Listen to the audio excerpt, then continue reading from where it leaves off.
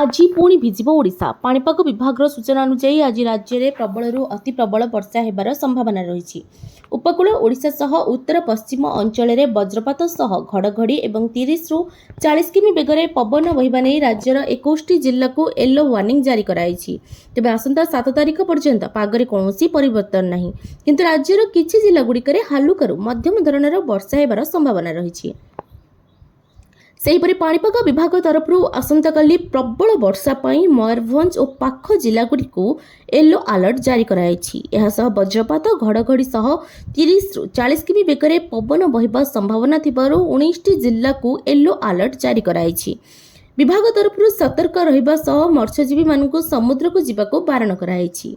एही लागि रहिथिबा लगाण वर्षा जोगु राज्यवासी समस्यार सम्मुखीन होउछन्ति। नदी रे जलस्तर विपद संकेत तले प्रवाहित होउछि। चाष जमी रे लहड़ी मारुछि बन्या पानी। लोकंको घरे पानी पसुथिबारु सेमानंको बात्या आश्रयस्थली को स्थानांतर करा